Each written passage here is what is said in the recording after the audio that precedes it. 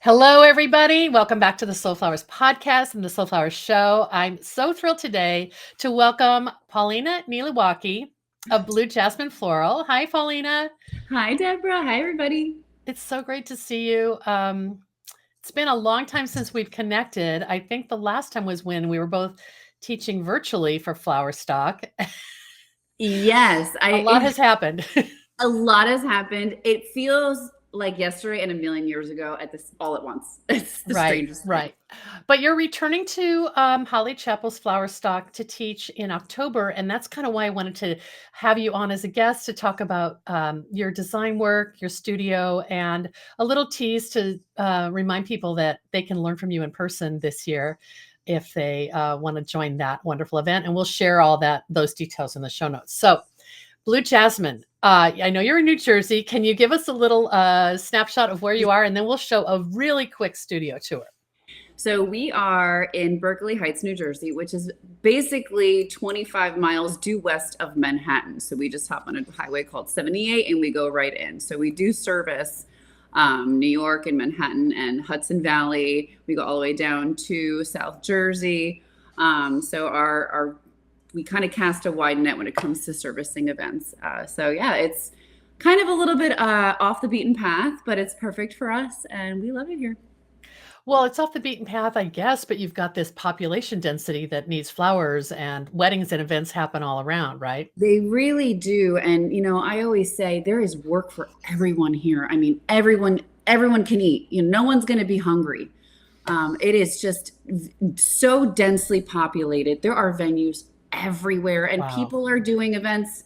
We're kind of coming out of that, smaller event thing, and people are going back to the 200, 300 person wedding, but there's still a micro event kind of highly styled, vibe going. So I feel like it doesn't matter the size of your company. There's business for everybody here. Well, I love it. And so you're in a studio that do people mistake it as a storefront, or are you trying to not do retail? So we do retail. We do Oh. retail, we do workshops, we do events. So we basically, you need flowers, we'll do it. Oh, wow. Okay. Well, that's why your space is so beautiful. Yes. Can we show a little video that you filmed and you're going to narrate it for us? Yes, Okay. absolutely. All right. We'll pop it up on the screen right. Okay. Here we go. Here we go. So this is our studio entry. We have an install with all silk flowers. We swap it out seasonally. There you see our messy table. So this is a real working studio. Here we're prepping for an event. Lots of coffee everywhere all the time. You see our retail cooler there in the back. We have a display cooler. Here to the left, this is our photography wall. So here I had prepped some stuff to take some images of the wedding centerpieces that we had just made. This mantle is used a lot for holiday shoots.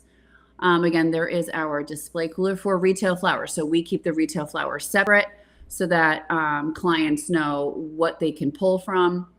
My girls know what they can pull from. So we're very organized here. All our candlesticks are, categorically placed. We have counts for everything to make sure that there's a fit in our inventory and also, what I'm selling to a bride. So this is a delivery that came in that morning. We try to reuse all of our boxes. I don't buy any boxes. I don't buy any packing. So reusing that is very important to us. So here I'm going to take a left and I'm going to go into our walk-in cooler, which we disguised with furniture so you can't see it. Here we're prepping for an event. So we have a pallet on the left that's nice and cool. And then we had a pallet on the right just to keep things nice and organized. And when freelancers come in, they know where to pull from, what they're doing, and things are accounted for. Wow. Wow. It must be a challenge to juggle the everyday walk-in customers and then online orders that I'm certain you're doing deliveries for. And then Absolutely. the mostly weekend and kind of weddings sort of vibe, which is a completely different demand on your brain and on your team. It is. So I've now isolated a little bit more of my team. So I have Hallie. She's basically spearheading the retail operation. Chelsea is my right-hand designer. She has her own weddings that she does now. She installs them. She has the client communications, everything in our style. So I taught her basically like I carbon copied what I was doing. And then, so she handles certain budgets. And then her and Hallie work together. And then I have part-timers come in about twice a week. They are, 2 days on, 2 days off. So we do close on Monday to give everybody a break. And that gives me to write proposals and all that. So, and we just have team meetings about every Tuesday. If it's a busy week, maybe we don't, maybe we skip a week. And then I have Liz, who's been with me since the very beginning. She's been with me for 10 years. She's my right hand. She's my rock. When I freak out, I call Liz and she tells me it's okay. It's going to be okay.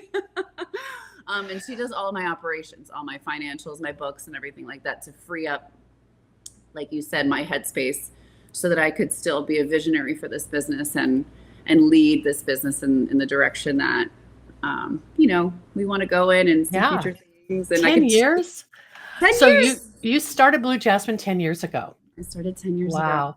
Well, I know you're going to do a little design for us, and you said that you are happy to chat while you're designing. So is it okay if I throw some questions at you? And absolutely. I'm just going to start throwing some flowers in before we begin. I just have prepped. I just like to show people the mechanics. Yes, please do.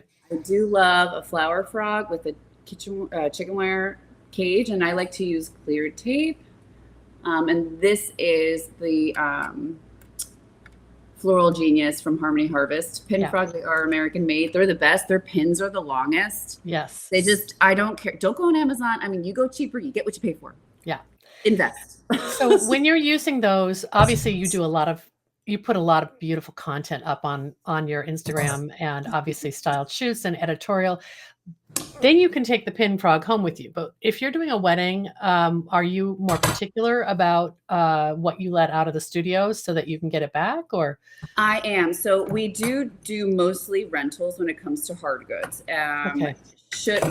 If we're doing these smaller Ikebana type, they're trending a lot right now, centerpieces or satellites, say, I will just use a pin frog, and those aren't as expensive. The smaller the pin frog, the more economical. When it comes to larger pieces, statement pieces, yes, pin frog. Regular centerpieces where an aunt might take home, then I just pack it with a ton of chicken wire. Yeah, that's where I say, it's not worth it for me to lose 30 pin frogs, because they're not going to take home the Ikebana ones. It just historically hasn't happened, so we're okay with that. Yeah. Well, I noticed when we did the studio tour, you had the wall of all your inventory of vases. So you usually have, like, how many of one style would you kind of want to have on hand for an average size reception or ceremony? That is a great question, because sometimes, at the end of the year, for all of y'all business owners, that's when you got to spend the money if you're having a really good year. And that's when I will start to buy inventory that I love and I believe I can sell, or I've now sold and I have to invest in. So the general number is usually anywhere between 12 and 20. Okay. If they come in lots of 6, then I might start with 12, see how I go. Yeah, maybe get 18, something like that. Maybe get 18, exactly, something like that. And these are mostly for just sort of typical banquet table, reception table kind of. Yeah, like your typical 72 to 60 inch round, or your typical 8-foot long table. Yeah. Well, this beautiful footed bowl you're designing in is a little bit larger, right? It's more for a photo shoot. This is more for a photo shoot, or maybe an entry table, a mantle, something. Gorgeous. This is an antique that we got at a flea market, which I love to also stockpile specifically for those entry tables. I mean, when guests walk in and you see just something super, when it's just a lone product, that's when I say you can use the really special, fun looking, vases. I love it. I just have to stop and compliment you on what you're doing there. Is that celosia that you have the super tall stems that you're including? That's crazy. Oh my gosh, beautiful. So cute. Yes, and it has this, I like to use this one super high because it has its smaller head. So I think that's giving it a little more lightness, sweetness and lightness, right? Mm-hmm. Wonderful. Okay, so you started the studio after a prior career. Can you talk a little bit about your path to flowers? That's a great question. So I was a high school language teacher before I started this business. And I did that for about 6 years. And that Wow. was, I did love it. I loved it. But there was always just an itch in my soul and in my heart. I just always wanted to have my own business. My parents immigrated here in the 70s. So I have this, just this example at home. And my dad's an electrical contractor. I was like, not about the electrical contracting world. No, but you saw him running his own Exactly. business. Yeah. And I felt like, I can do that. I can do that.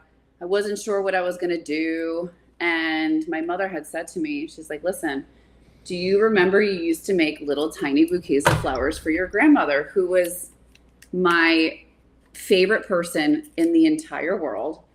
And I was like, yeah. She's like, well, what if you did flowers? Go take a class and see how you feel. Oh my goodness. Thanks, So Mom. I said, yeah, thank you, Mama. So I did. And I was like, I hate this. I was like, I'm terrible at it. She said, listen, maybe it wasn't the right class. Maybe go take a different class. So I did. I took another class at the New York Botanical Garden. And I was like, no, I can do this.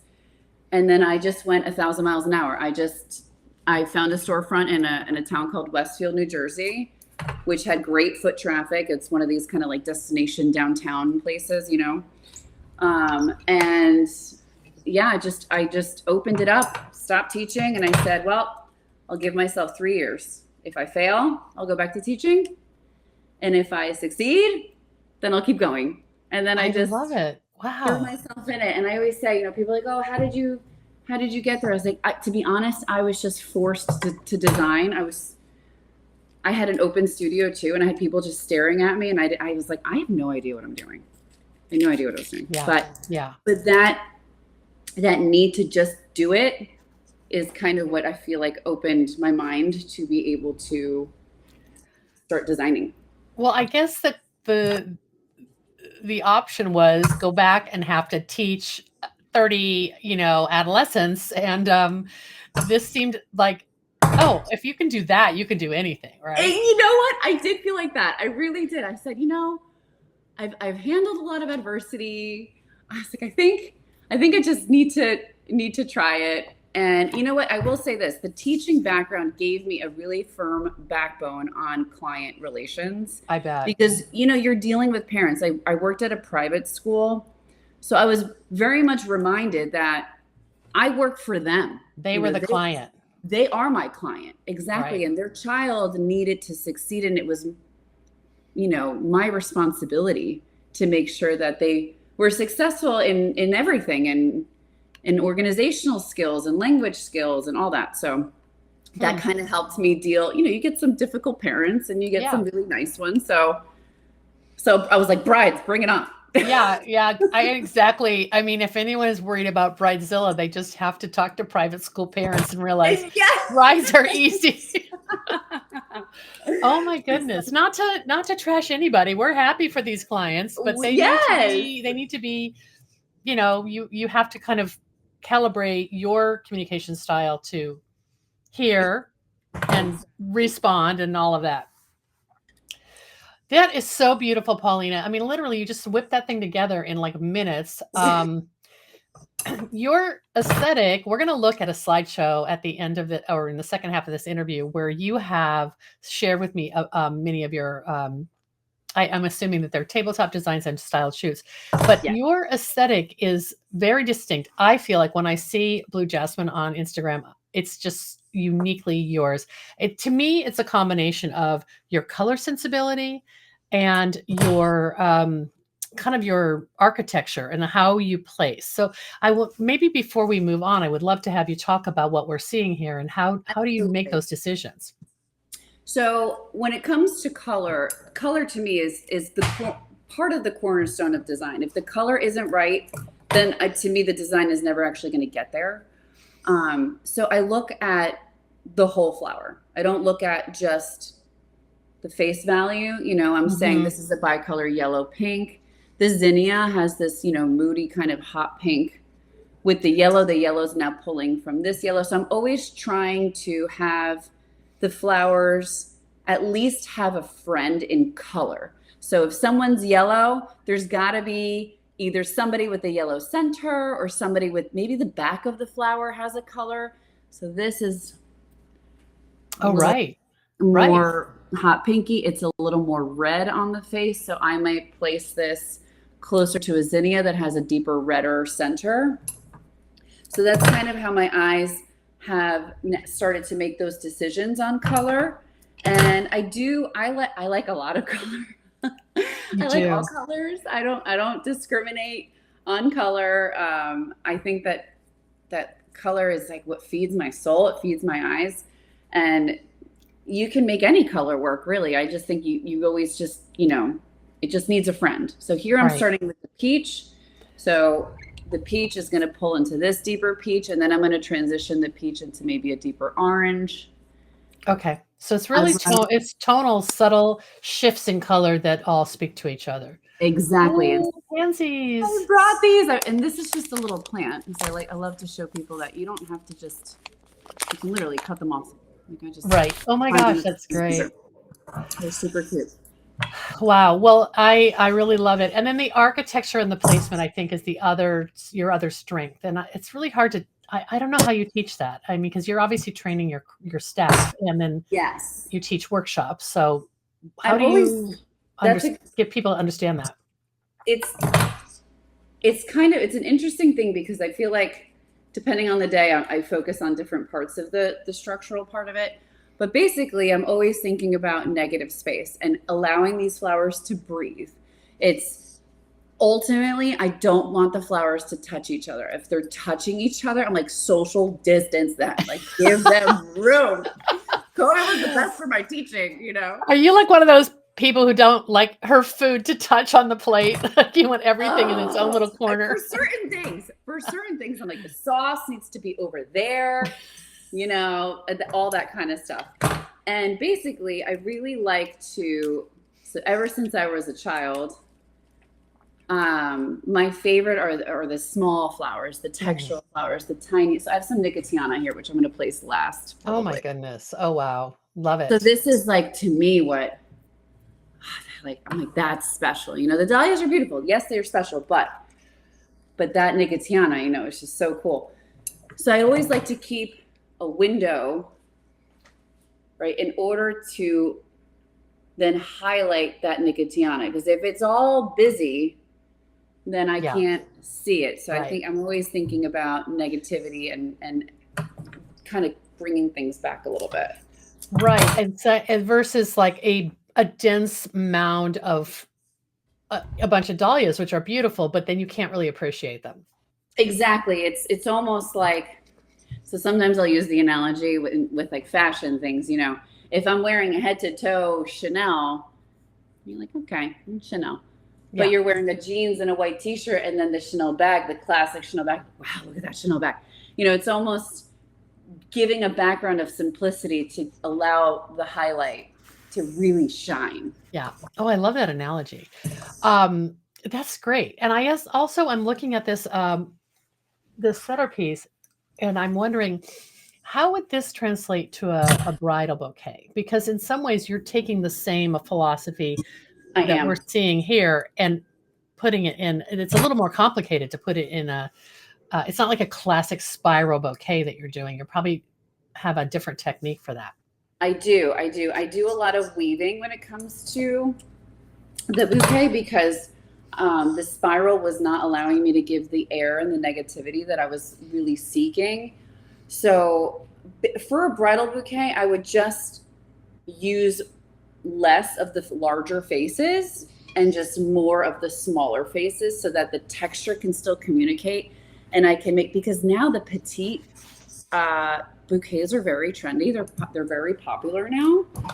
So I am trying to be very conscious about, for example, instead of 6 dahlia, I'll recipe 3 dahlia, but I'll recipe 6 Cosmo instead of 3 Cosmo. So I'll Right. just You'll kind of go more. heavier on the delicate airier elements. Exactly. Yeah. Wow. Exactly. So, okay. So you just went hardcore, got a storefront, started Blue Jasmine. Can you talk a little bit about the name and where that came from? So the name is, so I spoke a little bit about my grandmother, was So there's a plant called plumbago. Yep. And so my parents immigrated here from Uruguay. My grandmother lived with me. I grew up with her in the house, and she was, like my BFF. And her favorite flower was the plumbago, but in Spanish, it's just called Jazmín Celeste. So the literal translation is blue jasmine. Oh my goodness, I had no idea. Yeah, and I just randomly was driving my car, and I was like, "That's the name." Just, I had clarity one day.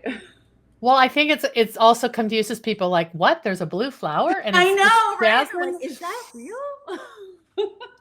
Oh, that's so interesting. Well, I think of plumbago as something I would see in a tropical destination like in Hawaii. Yep. So obviously south of the equator, it was just a plumbago was something that would grow in the garden or that your grandmother admired. Garden. It was in people's backyards. It was just kind of a normal everyday thing, really. Yeah, I love it. I love it, and you're elevating it. So I figured, why not? And naming a business is like naming a child. I mean, you can't go back. It was right. I was like, I have to make this. I have to be able to live with this forever. Right. Right. Yeah. I love it. So, when did you start teaching workshops in floral design? You've been doing that for like pre-COVID. You'd have workshops in the studio, right? I started teaching. So I had my first ever workshop was at the Westfield shop, which I also sold gifts and stuff there. It was a different location. Yes, it was, and it was very retail heavy. So I started in retail, and I used to do these little kind of mother-daughter type fun classes, Sure. just easy. And I was like, wait, I think I can do this. And then I had some requests to teach like a little bit more of it on a bigger scale. And I said, okay, maybe I'll try it. And then I felt like I had very good feedback, that people were happy with the way I was presenting the information. And once I had that feedback, I felt like, okay, this is something I should be doing. And this is something I think that is valuable to people. People are getting value out of it. They're not just having a good time. And I can make this something that really means something, not only to me, but to the students. So that's how I started to really hone in even the presentation of it and like how to present color theory. And it's like kind of my teaching past started flexing those muscles again on, scaffolding and how you present information and how you repeat it, warm up, middle, conclusion, wrap up, that kind of stuff. So love it. I just truly enjoy it. I really do. Well, and also when you talk about teaching those mother-daughter classes, that's very much consumer oriented. But then when you joined, started teaching at Flowerstock and other professionally oriented workshops, there's a little bit of different expectation because you're teaching people who either want to become floral professionals or maybe are a little bit newer in their career and trying to improve their skills. And that's a different set of that's a different way to teach, I think. I think so too. I really do. It's not just it's like I was kind of trying to say earlier about that idea of I want them to be able to walk away, go home and say at least one nugget of information, be able to have them channel their own creativity and say, wow, I never even thought to, I don't know, I call this like I did the sedum base here. Yes, I saw that. Yeah, it's just a way to keep things more floral, but keeping it in budget. So I talk a lot about also business. Like at the end of the day, I do run a business and I want other professionals to be able to be successful so you can continue making flowers, right? But that idea, like you said, there's a bigger responsibility there. And I really just want people to walk away and be able to make something, and not be like, wait, I want to make that, but I don't know how. Right. And I think telling people why you're doing what you're doing is the hallmark of a great design instructor. I've seen so many demos where it's kind of a Zen moment, it's really peaceful to watch, but you're not really sure why those decisions are being made. So, exactly. kudos to you for doing that. And I'm glad you brought up the sedum. I saw that at the very beginning. So you cut sedum autumn joy really short and then kind of mounted it over the chicken wire. Absolutely. And it's whatever's in season. I mean, I'll do sedum now. I'll do hydrangea when the hydrangea is blooming beautifully in the summer. I'll even do Queen Anne, nice and deep in there, trachelium. In the dead of winter, sometimes you can use just dead sedum, because it's not just kind of create a base, right? Just to create a cradle. Or sometimes it's just green moss. Right. Easy right. peasy. But when you talk about the kind of the reference you made to Ikebana style, would you call this arrangement kind of using that philosophy, or is that a different look? Yeah, that's interesting, because sometimes I don't know when people ask me like, well, what is your style? I'm like, it's very whimsical, but I am heavily influenced by Ikebana. I try to really saturate my eyes with those designers on Instagram. I do follow a lot of the Korean market, a lot of the Japanese market. And someone a long time ago gave me an antique book on Ikebana. It is like this thick. It's enormous. And it's basically every style of Ikebana that exists. Wow. And it's an instructional, it's almost like a textbook. So sometimes I will pull it out. I have it at home. It's not here. It is like so special to me. I don't want it to get wet. I'll page through it and I find an interesting shape. Or I read a little bit and I'm like, okay, because it's from, I think, the 50s, this book.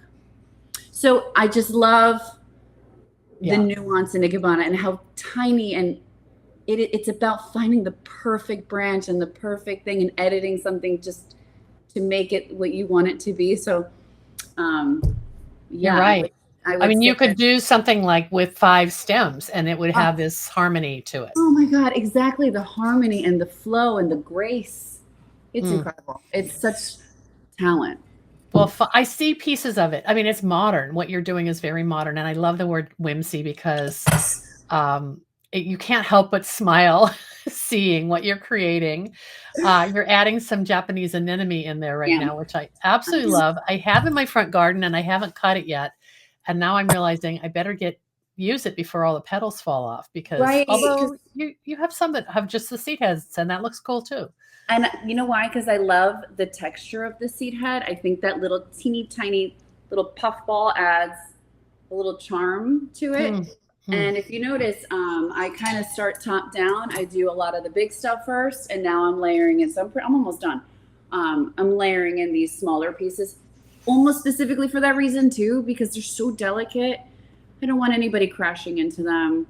Everybody's situated, and then we put the salt and pepper on there to make and that's a great tip, starting top down, because I think the very first stem you put in was that tall celosia, and then you kind of had your almost like your framework, and then you put in the sedum, and then everything else started layering after that. Exactly. I love that word layer. I say all the time, it's all about layers and layers and layers. It's almost like what is it? A trifle? Is that what it's called? Like a trifle cake. It's just visually and delicious. I would eat that cake. It looks like a berry trifle. I was like, oh. Oh my gosh. All right. So you're wrapping up, but I know you wanted to add a couple of the Nicotiana in there. So that is really, really long stems. Normally you don't see them that long. That's great.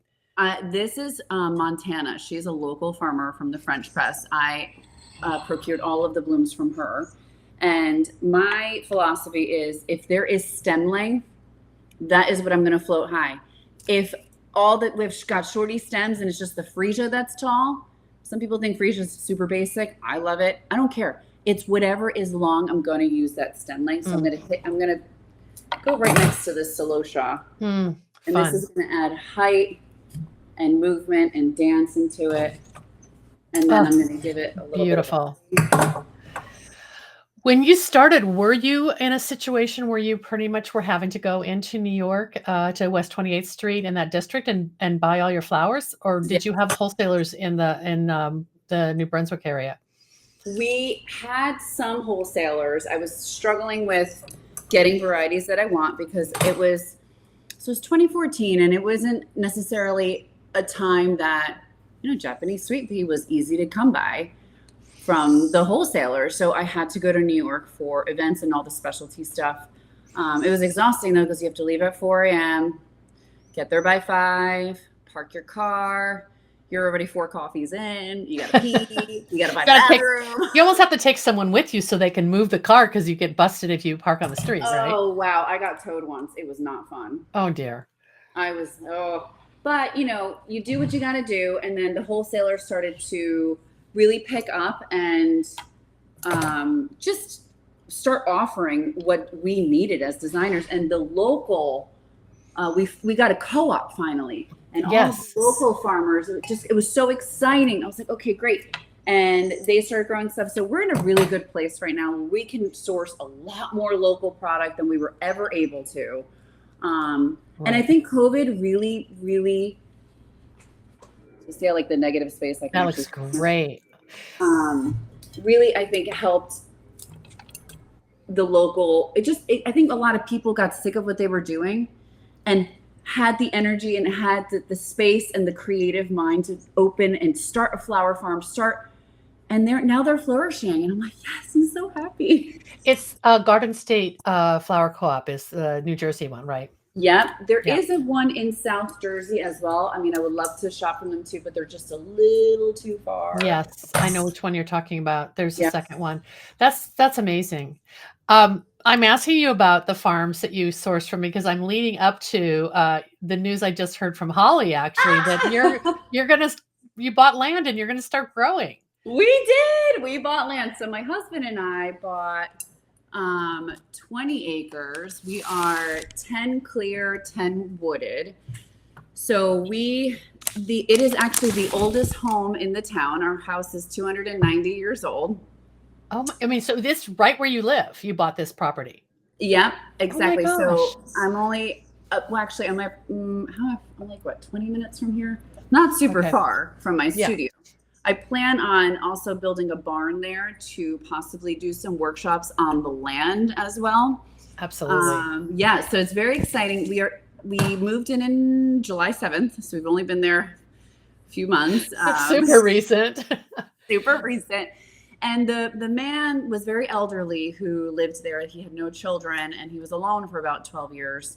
So the property, there's a lot of decay. The reno took us. We went lightning speed. I don't know how we finished in about 6 to 8 months. We did though.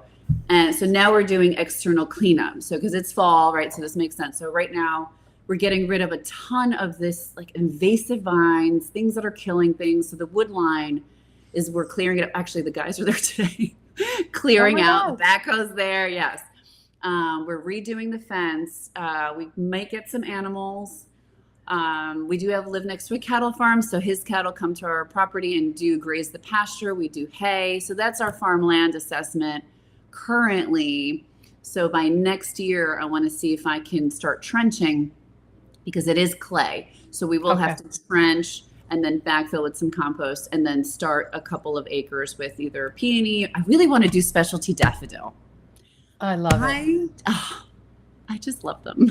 Actually, you in one of the designs we're going to show you have a daffodils in your centerpiece. So I knew it was something you loved.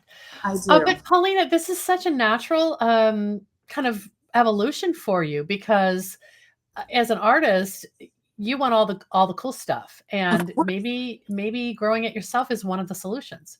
Exactly, and I just love dahlia and all that too, and it's just. When I make a bridal bouquet, I used to grow dahlia in raised plant beds, at my old house. But it was one of those things that those specialty dahlia, I would have them specifically for the bridal bouquet, and I would buy with projections of what I wanted for that year, with Merlot varieties, pinks, whatever I wanted for my bride. And there's nothing more special. I can cry thinking about it. Delivering this bouquet that you've made with so much love and with your client in mind, and like these flowers that you grew that were for her always, it's just it's magical. It is and it's a story you can tell to your client that kind of elevates their memory and and they really know that you're not just a commodity cranking out something off of out of a catalog. Exactly. Like this isn't big box. This is small box. This is, I love it. You know what I mean? So I'm excited to start that kind of going again. I did have a baby too, which kind of makes things a little bit you just forget that you exist, Congratulations. That's a lot to take on. Thank you. He's great though. He's very easy, so I'm very lucky. Well, it's sort of like there's never a good time to change residence, to Never. add a baby to the family or But you anything, do it. but Or start a women business, but you do women it. do it. Hey, We do. before we switch over to the PowerPoint, I want to just ask you how are you handling those pansies? You're pulling it out of the plant at as low as possible? Yep, I'm cutting as low as possible. I use needle nose, everything, Mhm, always. mhm. I don't care what I'm doing. Even I actually brought these too. These are like much more stronger branch cutting, but they're still needle nose. I think Okay. just to get that these are Japanese, so I love them. I Just to love get in as deep as possible to get that cut. exactly. And then I just clean back all the foliage because it just really allows that flower face to really show. And I'm going to put one right in the center here so you can see her. So that little grouping of 3 stems you treat it as one stem. Exactly. I really see where that pansy kind of blends in the pinks and the peaches and the darker And like apricots. the center of the dahlia too is just, and I think that the darkness on the inside allows, I don't know. It talks to your darker pink elements. Yeah. Like that dahlia. So cute. Love it. Love it. Thank you for making such a beautiful arrangement. I mean, I didn't expect anything like this. Like you went out and procured all these specifically for the demo. Thank you. I hope you photograph it and post it on Instagram. I will send it over to you so we can have it for sure. Oh my gosh. Well, I just love the asymmetry too. And we didn't really talk specifically about that, but you said you like to go really tall. You like to have negative space, but it's got such grace with the gesture off to one's higher and one's a little bit more to the side. Right. I think that allows for, that idea of like beauty is in the imperfection. I had a feeling I was going to go taller than our frame, but that's okay. It's beautiful, the idea. Paulina. When you're at Flowerstock, will you do demos like this? Because I checked the schedule and it's very much more like 9 a.m. to 5 p.m. presentations. So I'm not quite sure who's teaching when, and you kind of don't know till you get there, right? Yes. So I pretty much always go with the open mind and the excitement that Holly lets us cut her flowers. It's such a dangerous thing. My God, you're like hyperventilating. I can't. It's amazing. But I typically do a demo of a centerpiece. Flowerstock is amazing because, it's pretty intimate. It's not that many people. She keeps it more refined to allow, I think, for more feedback. People ask questions. I always say, just stop me in the middle. I don't care. I'm an open book. People say, "Ooh, did you use hairspray today?" I say, "Yes, I did." And it is Davina's, and I love Davina's. Like that kind of stuff. Ask me anything. People, the presenters are so open and so honest.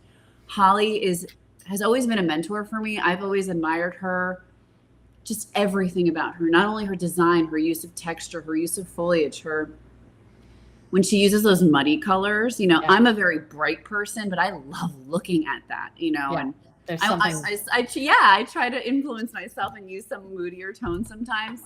But everything she's done with that property, everything she's done with her business, her family, I mean, she's just a force. She's a force and her, and Flowerstock is a reflection of her. And it's such a beautiful, and there's music and there's food and we're up until midnight talking. I mean, we have round tables. No one can go to bed until Holly goes to bed. Holly doesn't sleep. So, it's just an awesome sign up. Everybody should go. Yeah. If not, get the virtual. I'm going to have major FOMO this year. I haven't been since before COVID. So, I hope you have a great time. And I know that you'll do more than one demo then, Paulina, right? Yes. So I usually do a centerpiece, kind of like we did today. I draw it out a little bit longer, and then I kind of keep the second one a little bit more surprise. We sort of talk amongst us as designers. Last year I did an installation. Okay. I've done a bridal bouquet. I don't know, maybe I'll do a retail segment.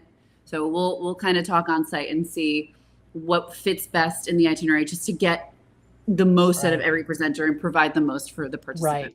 And you're probably one of the only instructors who has a retail space. So the business side, people want to know that from you. Yeah, yeah.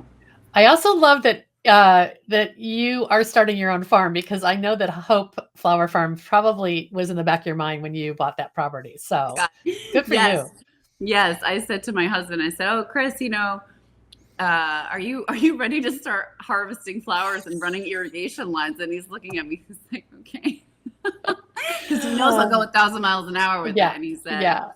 "Okay, like let's first clean the house up." That kind of stuff. Well, I had dinner last night with a friend from Birmingham, Alabama, whose husband owns a nursery, and she's an artist. And she said, "We have a family motto: why do when you can overdo?" And I was like, Yes, "That is all of us, right?" So you're going to go deep into it, and I can't wait to see your narcissus that I'm really when excited. you Yeah, roll out. hopefully we plant, probably not this year, but for the following year Yeah, we'll get some kind exactly. of crop going. Yeah, and then also we have, there's thousands of deer. Not they're supposed to be deer resistant, but so once we get this fence line up, we're also going to kind of watch that activity and see basically where do they like to go, where are they Right, going, and then maybe plot the right. fields accordingly. Yeah, You know. exactly. Wow.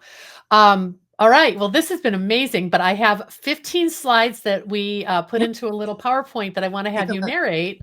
Not all of the work that you've shared, but kind of a nice example of how your color and your tabletop design all come together. So I'm going to pop that up. Is that okay? All Absolutely. right, great. And you and I will be minimized. Okay, so I just have a few of the studio in here. You started to say this was like is this your entry area or foyer? Yes, basically, when you first walk in, this is directly to the left. This is actually where I'm standing. Oh, okay. I just don't have that hanging piece. But yeah, we have all the props to swap in and out to kind of create whatever we want to here. Oh my gosh, it's so beautiful. And the light is so nice there. Oh, we're so lucky. And here's more that we saw earlier with in the video tour of a pretty large space. What's the square footage? So we are 1,500 square feet, which is amazing. And we do have, I think, 13-foot ceilings. So I'm a big fan of putting things on walls to keep things open. And Yes, I you can see that. row, yeah. And everything, design table, everything is on wheels. Everything except for that center table, which is easy to move. So when you do workshops, are the students at these taller tables, kind of Absolutely. in a U shape? Yep. Yep. So then, and I'll stand at the top of it. We'll have our flower palette typically in the middle, and I'll teach. When I teach, I love to teach, color theory and all that kind of stuff. And I do make participants pick their own palette, and I will critique them on it. I will say, listen, that's good, or you need more of this or that. And then this Mm. is more of our candle kind of organized area. It's pretty It, nice. it looks great there. It's not. I can't say that it looks like that right now, but after yesterday's wedding, or no, Saturday's wedding, Yeah. but Oh my it gosh. always resets. But look at where that mirror is. That's the perfect place to stand if you're designing a bouquet, right? Absolutely. So I have that mirror, and I have actually right to the left of me here, I have just a floating standing mirror. So when I'm teaching, and I have a third mirror on the other side of the studio, or if I have people, freelancers making bridesmaids bouquets, I'm a huge fan of the mirror. I think Yeah. it's, personal flower is meant to be held. You're meant to see what that's supposed to look Yeah, like. exactly. Okay. So there's about 10 slides that you sent me that are just beautiful, like eye-popping color and um how you style. So do you want to just talk about this series? Are these things that you've done in the studio, or are they for editorial These are an editorial shoot that we teamed up with BBJ Linen La Tavola. So they had a new linen series come out, and they reached out. So they came to the studio, and I got a design deck on what they were thinking about doing for tabletop. And then from there, we had discussions on color palettes and, which of the florals really do. Always thinking of the client in mind. I wanted the linen to pop, but without the florals, you don't really pay attention to the linen. Mhm. So here we decided to keep it warmer, just peachy, kind of juicy, kind of that yellow marigold color was so saturated here that I brought in a tiny bit of the buttercream through the Beatrice rose in there, and a little bit of cream stock to anchor the yellow, but allow the peaches and the whites to really bring that plate through and echo the plate. So that's kind of how we landed on this palette for this design. Just out of curiosity, since you were doing it in the studio, did you paint the wall or did you have a backdrop? How did you get that same color to echo the linens? This is paper. So Okay. paper backdrops are the best way to do really bright, really fun colors without the consequence of paint or anything like that. It's just you put it up, it wrinkles, you don't like it, you cut it, you do a new one. It's great. Wow. Wow. I think you do that a lot. This is maybe from the same series. I don't know. I Same kind of tried to put these series. in a color way. I did. I gave you a lot of these because we haven't published a lot of these yet. So let me give Ooh. her some fun like stuff that isn't really out there just yet. Ooh. They requested so they have that orange chair, and the linen here is like an orange and white, really, really thin stripe almost. So I said, why don't we just do an orange monochrome? And the way I Yes. do monochrome is variations of tone and just a lot of different types of shapes. So circles here in ranunculus and poppies, and then the tulip's a star once you reflex it. But Yeah. it felt like it needed something a little bit quieter in the color to let the linen pop, but yet very complementary at the same time. Yeah, it looks great with the chairs. I like the little side bowls that's more of your Ikebana style. Exactly. I do those. So those are satellites. I love to do these for head tables because they're just so special. They're so sweet. This is a tiny little coupe. It's actually a little drinking glass that we just stick a frog in it. And they work beautifully. They work great when it comes to long tables. And it's just 5 tulips. That's it. And maybe a spray rose. That's it. Love it. I love it. I didn't know that term, satellite. So those are the satellite arrangements. Yes. Oh, this one's Oh fun. my God, this color palette is amazing. This is like me in a flower design. Every time I go to Holly's too for Flowerstock, I'm like, I'm going to do a different color palette. And somehow I always land on pink and like yellow. Pink, yellow, peach. Oh, I love it. The amethyst purple is so strong. So sometimes, clients come with these really stronger ideas that you might say, oh, I'm not sure about that. So I felt like I needed to quiet that color. And by quieting the color, I dialed up that hot pink. I feel like that hot pink ranunculus really reads. Really and keeping does. and just keeping the vase ware nice and light, and doing the lavender taper candles anchors the purple, but it kind of quiets that sharp amethyst of that napkin, because I feel like my eye was just zooming in on that, and I said, how are we gonna? Well, and this was also for the same linen company that you did. Yeah. Oh Yeah. my gosh. I just love the way you selected just all of the accessories. The candlesticks are clear glass, so they're letting the colored tapers, kind of show off more. And then the flutes and the satellites is just charming. And then that color on the wall does really echo what you're showing in the ranunculus. It's almost like a watermelon Yes, pink. I was just about to say the same thing. Oh my It's very gosh. watermelon, that really warm pink, which I just love. And it kind of makes the yellows make sense too, since it's not so cool. Because I felt like cool pink with the purple, it just becomes bland, right? It just gets flat. So you wanted to go warmer. Exactly, to contrast the coolness of the purple. Yeah, really love this one. Oh my goodness. I just want to go have dinner there with you. Me too. Let's do it. Here's the daffodils. I knew there were daffodils in this series. Love the daffs. Gorgeous. They're so fun. They're so fun. And so the daffs here are one of the only strong yellow elements. And I'm a firm believer at creating lines in flowers. So here I want it to create like if you look at the arrangement, you could see a U. Like there's a very clear, it goes from the top, it brings you all the way to the base of the table and brings you all the way to the other side. Good point. Yeah. So I wanted to make sure that was, because this is a very busy, when I saw this tablecloth, I'm like, I don't know how I'm supposed to make sense.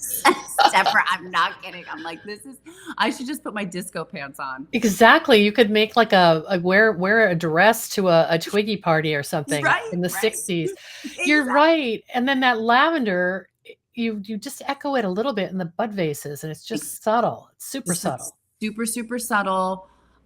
But trying to, because I felt like if I went orange, so I did a little bit of a soft peach, Yeah. and then the yellow just felt like the right contrast to not draw attention away from that pattern, but to Well, hold its own against the pattern at least. that's exactly it. Jeez. It's like I wanted it to feel exactly like it did have its own voice, basically. I think having the yellow candlesticks also, the tapered candles really, it just reminds us how beautiful that yellow is in the Ah, arrangement.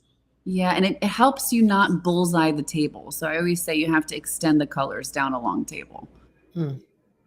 Bullseye, I like that. That's another term I hadn't thought about. So that is where all of the action is just in the centerpiece and not down Right, the length of the table. right, right. You like to have ripple effects rather than bullseye. Exactly, kind of draw it out a little bit. This one's my favorite. This is a real Blue Jasmine Paulina look because there's so much negative space. Yeah, it's just dainty details all over the place. And it's just, and this has this beautiful mum, this sherbet mum that I was so excited about.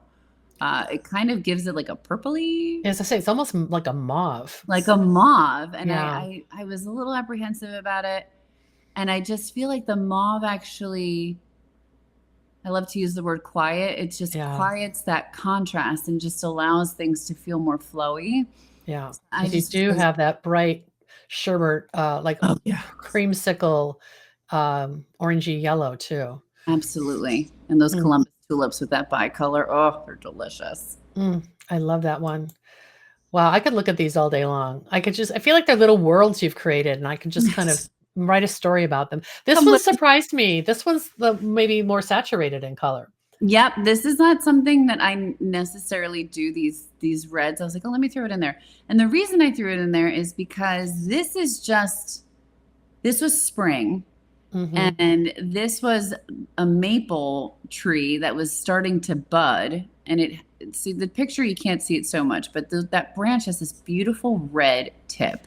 Yes, I see that. So you got that from just straight from the season. That was what was on trees. Yes, I said, I think you can do red in spring. I never really think that. It's always, Hmm. pastel and but yeah, I thought that was kind of fun, and I know it felt kind of Valentine's Day. I was like, but Yeah.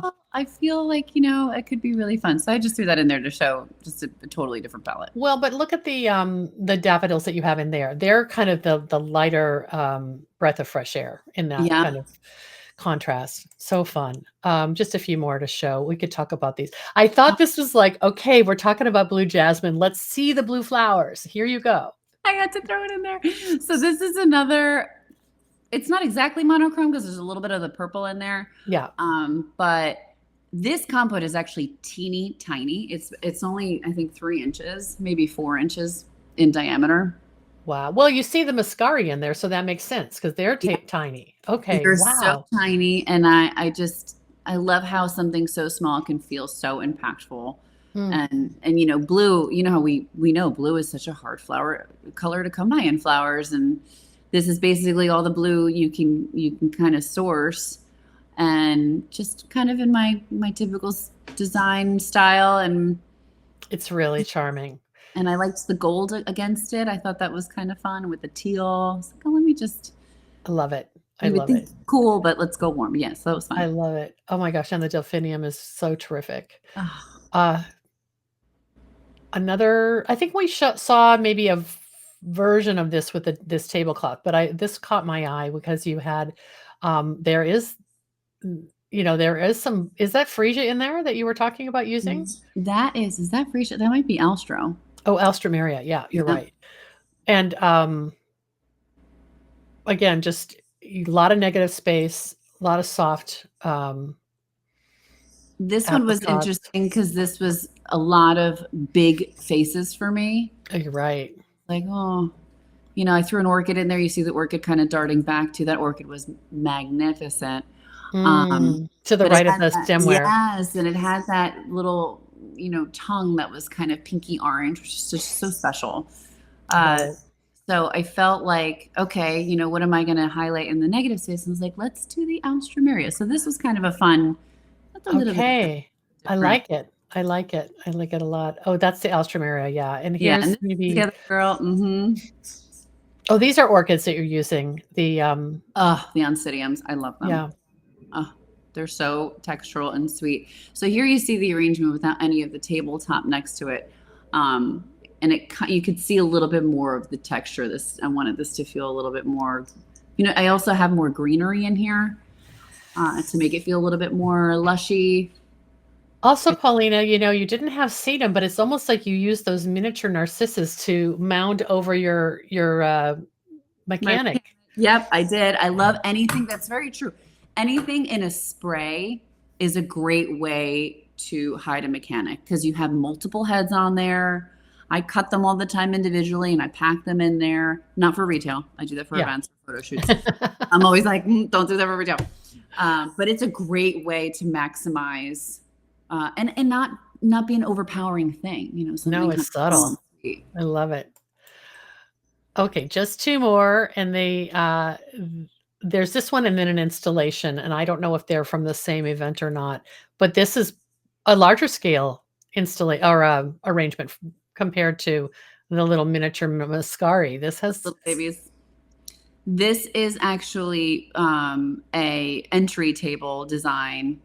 And funny enough, so no one knows this, but this is for my own baby shower. So I spared Deborah no expense. Oh, you designed your own baby shower flowers? I did. I You did. sweetie. Oh my gosh. I went nuts. It was, my mom's like, this is the first baby in the family. We got to go crazy. I'm like, okay. You don't have to tell me twice about flowers. So Oh, I love this it. was such a special thing, and it has that I just love forsythia. I think Mhm. forsythia is so fun, and I just love it. Undervalued. Undervalued. Oh my god! And even now, when it's going to start turning colors, it's awesome. I want to plant like a whole hedge of it at home. Yeah. Oh, I I can't wait. wonder I hope the deer don't eat it because it is sort of like an indestructible plant. Once you have it, I see 40, 50-year-old forsythia shrubs in my neighborhood, and Oh, like, I wonder if they'll notice if I whack off, a few stems because you're it's just giving it the worms gestures around. are Yes. Like, look at mm, that left branch. It just mhm. has this perfect little kind of claw coming out. I know, I love it. Yeah. Oh my gosh, and then was this next one was this from the same party? This is Oh, so the inspiration here was kind of woodland. I don't know. I put mushrooms in there. I went nuts. I put birds in there. oh my gosh. I I wasn't great with my carbon footprint. I did import these Dutch delphinium because I just wanted that major impact. It was probably the time of year that you had the shower, right? Yep. So this is actually late February. So lots of spring stuff. Lots of local growers doing the tulips and the narcissus for us. So that was really, really special. I love Um, the little birds on the branches too. birds. So this was really fun. And this is, and I wanted to show this too, because this is entirely foam free. Okay. There is Yeah. absolutely no need if you have, the right mechanics, you can absolutely do it. I have a bunch of cones in there, a bunch of different water sources. And if you Mhm. notice, there's a lot of moss, Yep. lots of water tubes. So it's just if you have the time and you take the time, you can absolutely do it foam free. So beautiful. That's great. Oh my gosh, you have so much on your plate. I didn't know that you also became a new mother this year, Paulina. You have what a story. It's so inspiring. You've been so generous in sharing today with our community. I'm so glad you're part of Slow Flowers, and I just hope we can do something in person together. Oh, me I'm too. on the West Coast, you're on the East Coast, but I'll get out there. My boys live in Brooklyn, so I have no excuse. I'll have to invite myself out for a visit to your new farm. Anytime. Thank you so much. And folks, I'm going to share these photos in our show notes. Also, some of Paulina's, she sent me so many photos. So, like wedding photos and stuff, I'll add. And details on attending Flowerstock. And do you have any of your own workshops coming up before the end of the year? I do plan on running one most likely early December. I really Okay. want to I have an anemone farm that I use out of upstate New York, and I really want to go crazy with those. So Okay. I've been trying to just land on the actual physical dates. It's usually on a Wednesday or a Thursday. I do bouquet and centerpiece. So I will be blasting that out hopefully within the next couple weeks. Good. Good. People can follow you and sign up for your newsletter then. Thank you so much, Paulina. I really appreciate this, and we're so thrilled to get the word out about you teaching at Flowerstock, but also people who can come study with you at your studio. Yes, and if you don't see you in December, hopefully I see you in October at Flowerstock, and it'll be so much fun. Thank you, Deborah, Okay. for having me. Thank you so much. This is great.